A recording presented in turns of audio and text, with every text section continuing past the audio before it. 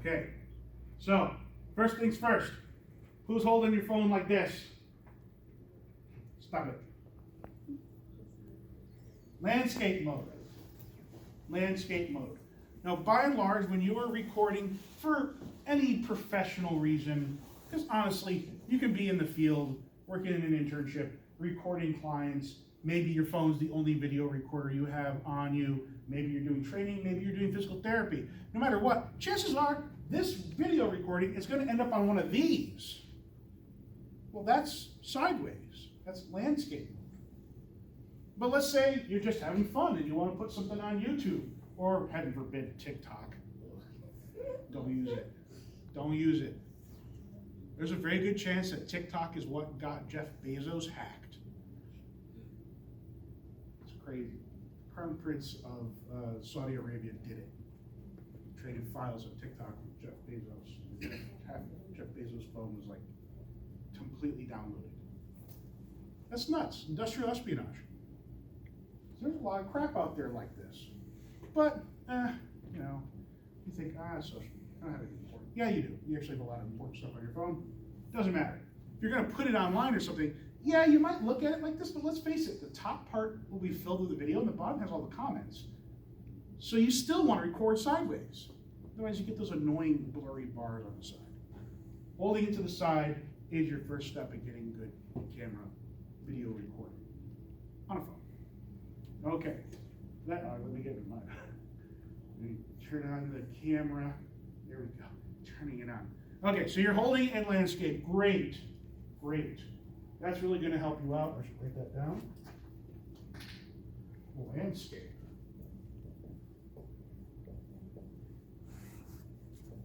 Put a couple extra exclamation marks beyond that.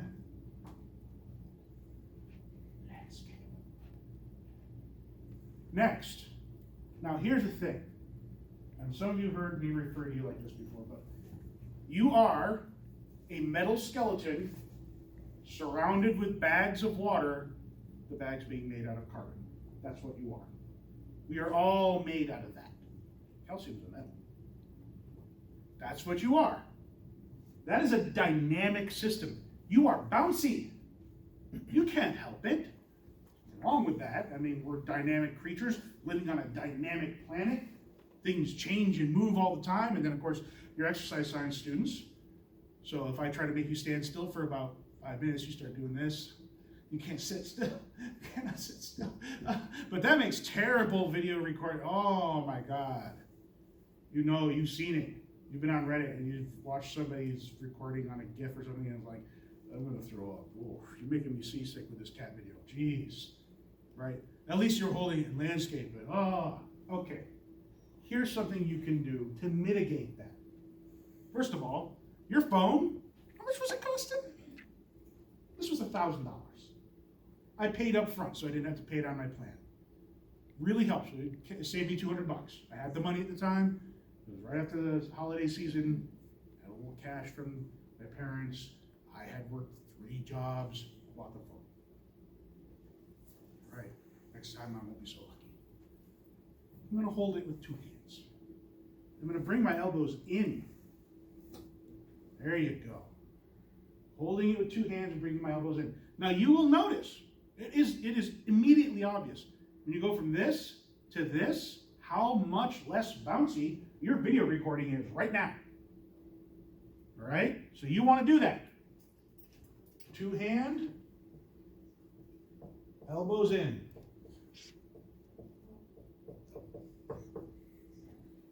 Right? We're trying to stabilize this phone. This is also true of the camcorder. You'll be using them next week. You want to have 2 hands on that camcorder. You want to bring your elbows in. You want to stabilize that recording. Next. Speaking of stabilizing. So you're holding it. You've got your hands on it, on your phone, on your video recorder. You got your elbows in. But here's the thing. If you turn like that, you're still kind of using your arms, using your bouncy part of your body. You want to turn with long muscles. You want smooth turning. You want to turn with your core. You want to turn with your quads. Long muscles. You want to use your glutes to hold you up. It really is that involved. So going from this to this, you'll get nice panning. This is important. You're going to be using camcorders to do this. Your stuff's going to be on YouTube, including this video that you're doing right now. You want it to be nice and smooth. You've got to think about what's happening here. Little changes here mean big changes out there. So you want to make nice, smooth, happy. I gotta write that down. Hardwood core. Hardwood core. Next, let me check my little thing. Make sure I'm not. Okay. All right. Turn it on. Stop it. Stop it. Okay. So I don't know if you can see on my phone. I have the grid lines on. You should have grid lines as well. We all should have them at this point. I'm pretty sure there's not a phone out there with a video recording function that doesn't have them. Those grid lines are very important. You'll also find them on the camcorders. They don't record the grid lines. They're there for your usage. They're there so you know where the center 75% safe area is. And this is because all camera lenses, all of them, are fishbowl. You know, they're fisheye lens, they're round, just like your eye. And yes, the software within the phone does a pretty good job of dealing with the edges. It kind of flattens them out instead of being so bowed. But it's not perfect. You also notice that when people are close to the phone, they are way close. And people who are far away are like way far away. And that's a function of the fact that in order to gather as much light as possible, the lens has to be round, just like your eyeball. So we have software in our heads that deal with that. And of course, we're kind of accustomed to it now. But the phones and the cameras, they really, really like exaggerate that. You can see it so much clearer. So you really need to keep people in that center 75%. If you turn on the grid lines, you should be able to see it. It's generally around the middle of the phone. The edges are always bad. Always. So you want to keep any action in that middle. Keeping your elbows in, turning with your core, and holding with both hands. Center 75%.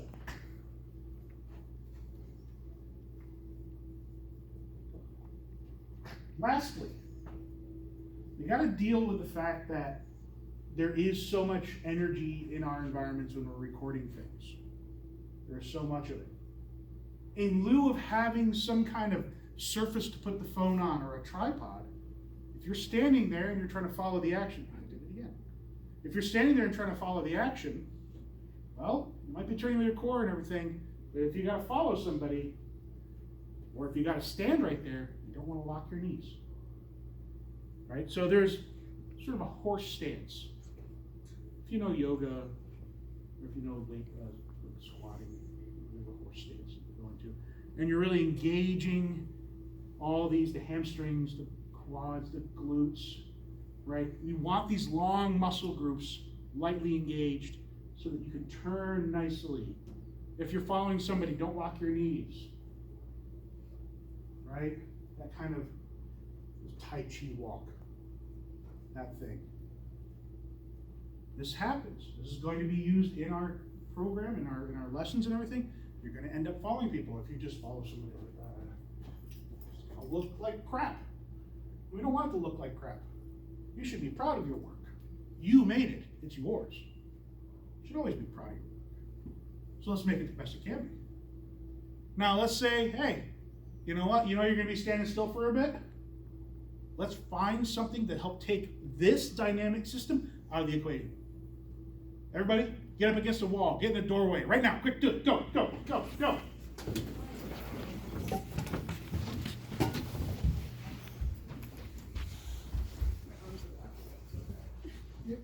All right. Here I am. I'm in a doorway, right?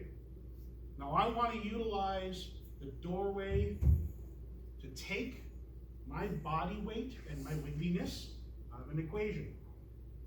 So I'm going to try and make the strongest, simplest shape in nature, a triangle. 3 points of contact, right? First, I'm going to put my shoulder in. Second, putting my right foot out. Third, I'm putting my left foot in. There I am. All my weight is now being borne by this system. I can rotate around the door. I'm not shaking. I'm not bouncing. I'm not letting me into this camera. If I don't have a whole doorway to be into, do the same thing up against the wall. Right? Taking my body out of the equation. I can get nice, smooth footage. Maybe I don't have a wall to go against that way. Maybe I want to be back. Lean back into it. 1 foot out. 1 foot in. 3 points of contact. Right? I am taking me out. I'm letting my arms simply be held. Goes in. Engaging core muscles. Nice, smooth motions. No locked knees. Let my weight go into the wall. Right? I'm not bouncing so much. If I happen, get back to your desk. If I happen to have a desk, maybe a short wall, a tall chair, right? I want to make a tripod out of my body. So here I am, right? I'm going to put breastbone, or maybe even a little bit lower, whatever, around here into the desk. One elbow, other elbow, hold it like that. I can see the screen. I can follow action as I need to. Right? I am actually turning my whole body.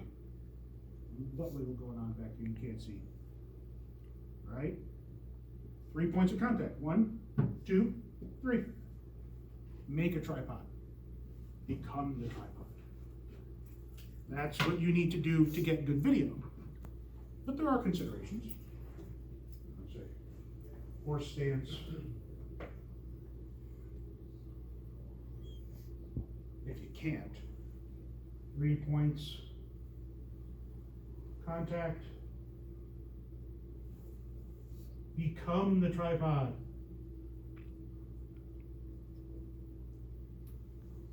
Become the tripod. Right? Considerations.